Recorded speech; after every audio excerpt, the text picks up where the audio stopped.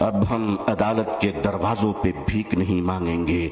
अब ये कह देंगे कि अगर संसद तुम्हारी है तो सड़क हमारी है।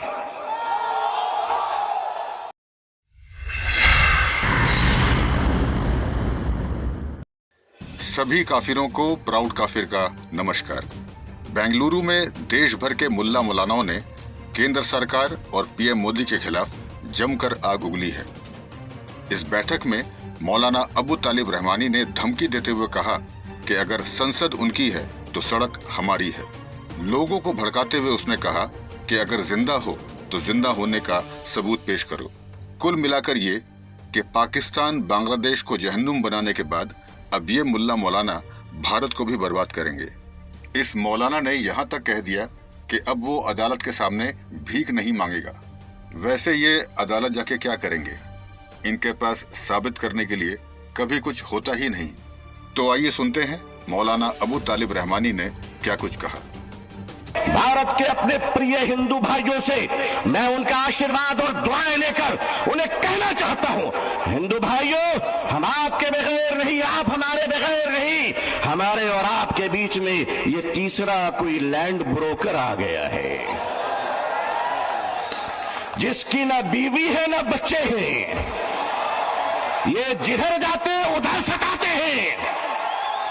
क्या समझ रखा है? All India Muslim personal board, हमारे बुजुर्गान दीन अकाबरीन बैठे हैं। मैं आपसे सच कहता हूं, हमें अपने दीन की भी हिफाजत करनी है और अपने देश हिंदुस्तान की भी हिफाजत करनी है। अब मैं आपसे एक बात कहना चाहता हूं, आपके हमारे रहते हुए अगर कोई उड़ीसा के आदिवासी की कालाहांडी की छोटी सी बच्ची बात बात कहकर अगर भूखे 7 दिन में मर जाती है तो मैं अपनी कौम से पूछना चाहता हूं, मालदारों, खुदा को तुम क्या मुंह दिखलाओगे? अगर हमारे देश में ये अत्याचार हो रहा है कि एक पति अपनी मरी हुई पत्नी की लाश को पैसे न होने की वजह से एम्बुलेंस नहीं मिलती है, कांधे पे उस लाश को लेकर चलता है, ये हमारा भारत है, ये हमारा समाज है, ये हमारा इंसाफ है। क्या हो रहा है इस देश में? ये देश कहां जा रहा है? रिश्वत के बगैर दवा नहीं मिलती, रिश्वत के बगैर कफन नहीं मिलता, रिश्वत के बगैर जनाजे नहीं मिलते, रिश्वत के बगैर लोगों को जिंदगी की सांस लेने की इजाजत नहीं है। नहीं नहीं लोगों, हम अपने इस प्यारे देश को इस तरह लुटेरों के हवाले नहीं कर सकते। ये देश हमारा है, इस देश के पुलिस, इस देश की आर्मी, इस देश का जवान, ये हमारे भाई बहन हैं। जितने हमें अपने जीवन की परवाह है उतनी इनकी परवाह है। ऐ लोगों, ऐ देशवासियों, ऐ देश के हिंदू भाइयों, ऐ देश के मुसलमानों, वो दिन तुम भूल गए कि जब इस देश में कोरोना के जमाने में कुछ लोग थाली बजा रहे थे तो वो हम हैं जो थाली सजा रहे थे, भूखों को खाना खिला रहे थे।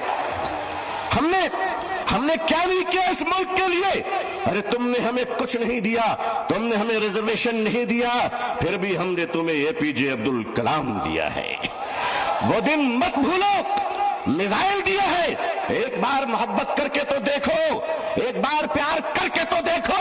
हमारे हर घर से तुम देखना शेखुल इस्लाम निकलेंगे, शेखुल हिंद निकलेंगे। देश की हिफाजत करनी है, इंसानियत और मानवता को बचाना है। हिंदू भाइयों को मोहब्बत के साथ उनके सामने उनकी अदालत में अपनी बातें रखनी है। वक्फ क्या है? वक्फ का तहफ़्फ़ुज़ क्या है? ये बिलीवर्स की चैरिटी है। वक्फ की जमीनें जो हमारे पूर्वजों ने, हमारे बुजुर्गों ने, हमारे पुरखों ने, हमारे बाप दादाओं ने एक चैरिटी की थी, मानवता के लिए, इंसानियत के लिए, लोगों के खाने पीने के लिए, लोगों को जीने के लिए। आज उस जमीन पे आपकी नजर क्यों पड़ गई? हम जानते हैं महाशय क्यों पड़ी है। इसलिए कि अब राजा देश नहीं चला रहा है, अब राजा रियल एस्टेट का कारोबार कर रहा है।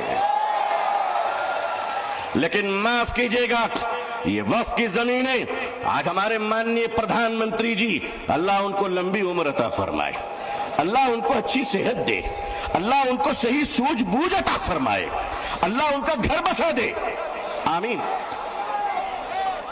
आज आप कहते हैं कि हम खत्म करके रहेंगे, ठीक है।